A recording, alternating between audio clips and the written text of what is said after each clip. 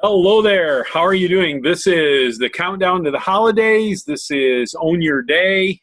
This is us just trying to gather ourselves together and have a little chat. So we're going to talk a little bit about some things that I've been thinking about. I think they're pretty important.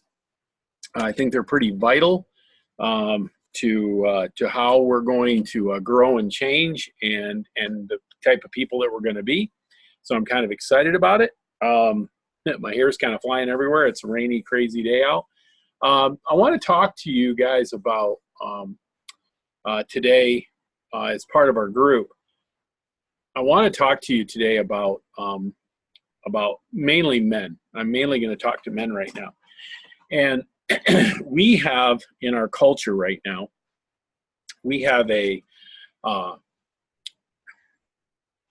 literal vacuum of masculinity that's happening right now. And what we have is this fake masculinity that's running around. And it's total false. It's fake, it's made up, it's pretend. And we've bought into the lie that we've told ourselves, not society hasn't done anything to us, we've told ourselves a lie. And we've had this picture that's kind of come up of what masculinity is and what it isn't. And unfortunately, in that picture that we painted ourselves in, one of the things that's happened, I'm actually going to pull up something I'm kind of excited about here. So I'm going to pull this up so I can kind of refer to it, because I think it's going to have a lot of really good things to say to us. Anyway, this whole thing of false masculinity, it's basically what's happened is they painted this picture that we're supposed to be the Marlboro Man. The Marlboro Man doesn't need anybody. The Marlboro Man's on his horse. The Marlboro Man rides alone. We're this lone wolf cowboy, and we can take care of our stuff. We can take care of our crap all by ourselves. And we can do that. And we should do that as men. We don't need anybody else. And the thing that is so incredibly wrong with that picture of that lone guy with a man and his horse and everything else is that more even than women, men are pack animals. We are pack animals. And women, they always talk about how they travel in groups and they have a little girl tribe and all that. But even more than that, man is a pack animal. And what we've done is we've literally denied man his pack, because we've said you should be able to do it on your own. You should be able to. There's a show coming on ABC. It's called A Million Little Things, and it is going to boldly, from what I can tell from the previews, boldly attack the view of what masculinity and what manhood should be about.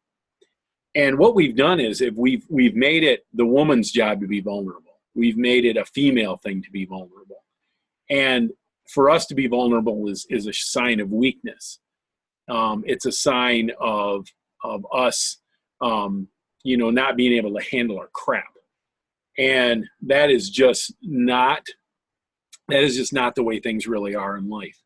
And so we've been raised, this generation, we've raised ourselves, and now we're doing it to our boys, is we get this thing where, yes, we want to be great husbands, but And we can have an intimacy level with our wives that literally is unlike anything else that God ever created, and it's an amazing thing. But we can't get to that intimacy level with our wives unless we're willing to get very real and very vulnerable with our pack. And that's the truth. And I am convinced of that. It's kind of, most men, I hate to say it, but most men have gone to the point where really the only true friend they have is their wife. And to a point, and I'm just gonna be truthful and honest about it. To a point, women have done this to men a little bit, because women are like, well, aren't I enough? Shouldn't I be enough? Shouldn't I be? And see, that's the lie that women have been told, is that you should be enough for your man. He shouldn't need his pack. He shouldn't need that. And here's the thing: we have bought the Fight Club lie. We've bought the Fight Club lie that literally says there's only one rule in Fight Club. You don't talk about Fight Club. You don't talk about it. It's kind of like men, the man rules. It's like, okay, yeah, the way men work and the way we actually are thinking, and the lack of self-esteem, the lack of male esteem, that we have inside of ourselves, you don't talk about that. You don't talk about that. And yet, I will guarantee you that 90% of you men out there, if you were gut-wrenchingly honest, are running around and you are living in fear. And what you're living in fear of is you're living in fear of shame. You're not fear of shame. You're being feared of being shamed. You're in fear of being called out as not being man enough, as not being masculine enough. And we live in this fear of shaming where women can shame us, where men can shame us, and they can laugh at our masculinity, and they can kind of laugh at, well, he tried to be romantic, but it was a failure, or what. I mean, and for men, it's like, it's one of my friends was sharing a story about how about these two guys, that burly, manly men guys, and he was going in to buy tires, and he said, well, what size tire you got in your car? Because he said, I think I need some new tires. What size tire you got? He didn't know. He didn't know what size tires. And they just kind of rolled their eyes, started laughing, and they said, well, do you at least know what kind of car you own? And right there in that moment, he felt shame, because he just got the message that as a man should know what size tire are on his vehicles. I worked in the tire business for years, and right now, I might be able to come close, but I'm really not 100% sure what size tires are on my vehicles. I have to go look and check. My memory's not that great anymore, but I have to go look and check and go, hey, do I got that size right? But in a moment, he was shamed. And we live in fear of that, because that's what men do. When men are fear of shame, guess what they do? They shame others. That's what they do. And they shame their wives, and they shame their kids. And here's the thing with fear of shame.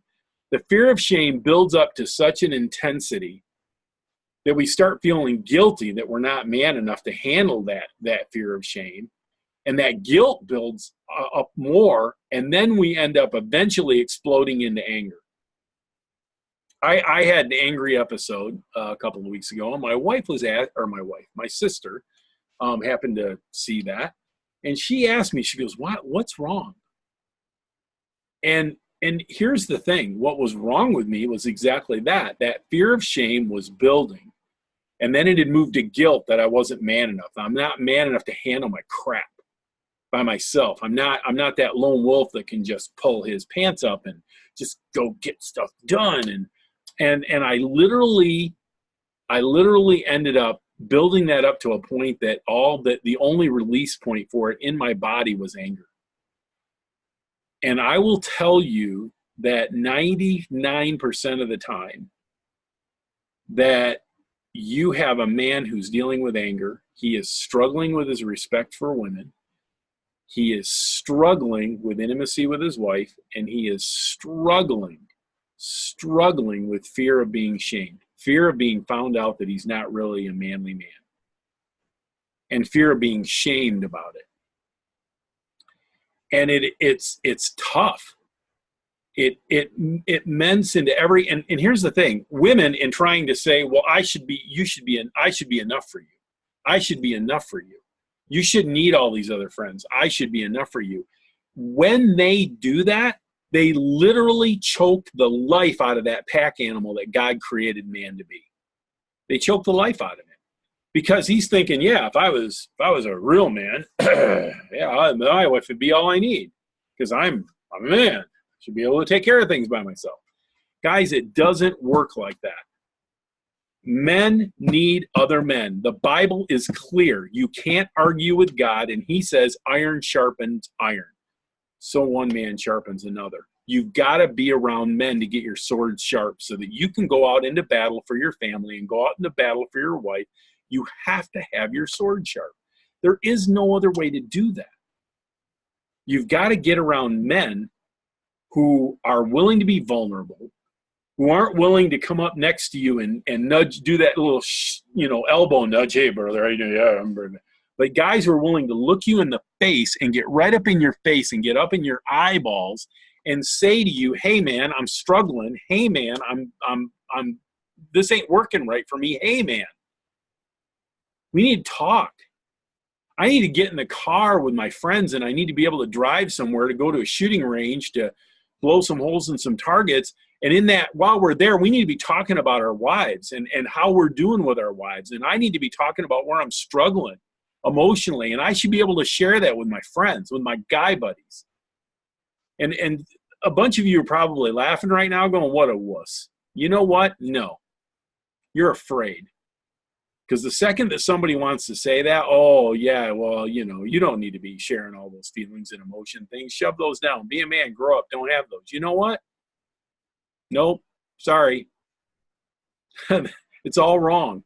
You got it all backwards. You got it all backwards. When I didn't drink. I don't have anything. I'm not here to preach about not drinking. I'm really not. But I'm just going to use this as an example. When I was in high school, a lot of the kids, when I played football, a lot of the guys in the football team were drinking. And, it's kind of a rite of passage in high school. I get it. Kids go out and they drink. And they constantly were on me because I didn't drink. I never drank. I just wasn't appealing to me. Just never did anything for me. So I just never did it.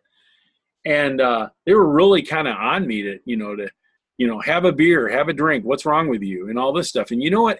I was interesting because I shared it with a man, with another man. I shared with him the struggle I was having. And you know what he said to me? He said, wonder who's stronger, the kid that's standing there saying that he's not going to take a drink against all this peer pressure, or all these guys that are just folding and grabbing a beer and drinking. I wonder who's tougher. And you know what? It hit me. It's like, man, it has taken a lot more work for me to say, you know what? It wasn't a big deal to me. Yeah, I could have folded the peer pressure and said, fine, shut up, I'll drink the beer. But you know what? That wasn't me. That wasn't who I wanted to be. And that wasn't that didn't appeal to me. And so now I'm not bragging on myself, but I mean, that's what I did. And the tougher guy was the guy that was willing to stand up and say, this isn't right. And when you lose friend after friend after friend after you graduate from high school from drunk driving, tell you what, you know why you didn't drink. And I mean a bunch of them. There's a picture right now that is out there of my high school, and there's a picture. And every single person that's in this picture, it's around a homecoming float. There's only one person that's still alive in that picture. And a whole bunch of those people that are in that picture, now there's not very many, but the people that are in that picture, a lot of them died from alcohol-related traffic accidents. A lot of them did. And it was like, wow, there's only one of my classmates that's alive from that picture, and most of the other ones died from alcohol-related accidents. Who's the dumb person now for not drinking? I wouldn't wish somebody getting killed on anybody, but man, it wasn't worth the risk to me. And I'm at that same crossroads right now. I'm at that same crossroads with men right now.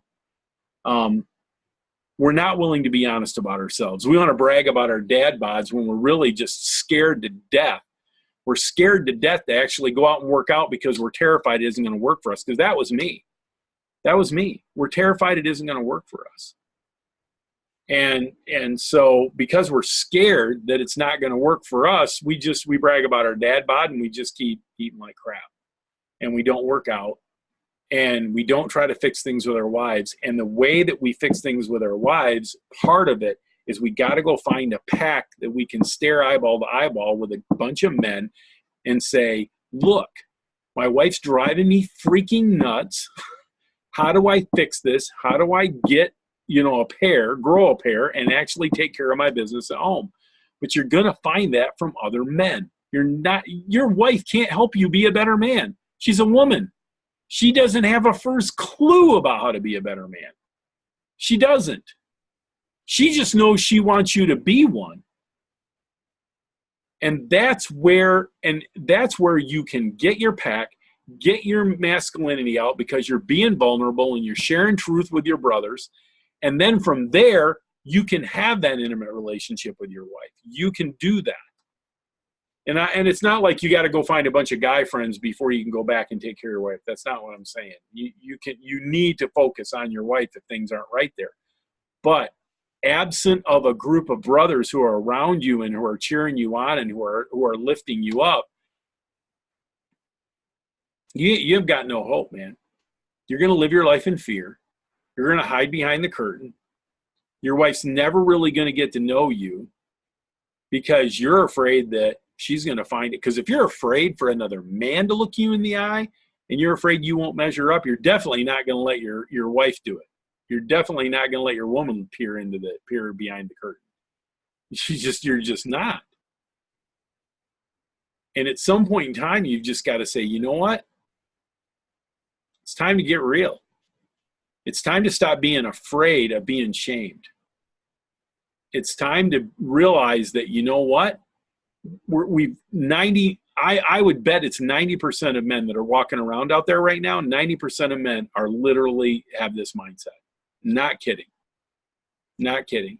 It's no wonder that we have train wrecks of divorce. It's no wonder that we got women all over Facebook bashing men and wondering where all the good men are. It's no frickin' wonder that we can't get our crap together. It's no wonder that we can't pay our bills. It's no wonder that we can't take care of our wives and have intimate relationships with our wives. And it's no wonder because we won't get real when we need to with other men so that iron can sharpen iron and that we can actually be who God intended us to be, because men sharpen men. And gosh dang it, in this world, you need a sharp sword to do battle. When you're fighting for your family and you're fighting for your future and you're fighting for your life, you need a sword that's sharp. And the only way that sword gets sharp is another man. Period. There is another way to do it. You've got to get around some brothers that you can be real with so that you can get that outlet. Because, guys, we are a pack animal. That's what we do. We run in packs. We don't need to worry about who's the alpha. We just need to get together and say, dude, I hear you. I'm with you here. And we need to fix some things. We need to move forward. So that's my thing. Don't be afraid of being shamed, man. Just don't.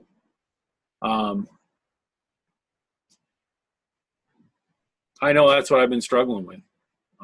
Is that. I need to get real with some brothers, and I need to have those conversations, and those things need to happen. So anyway, that's all I've got for you today. Guys, we need each other, man. We're never going to be the men we need to be for our families and for our wives if we don't band together and get our pack together and get our tribe together and get our crap together with some guys that we trust, that we can look in the eye and be real with. And so I hope you'll do that. So from here on out, I want you to bring the joy to somebody today and go on your day.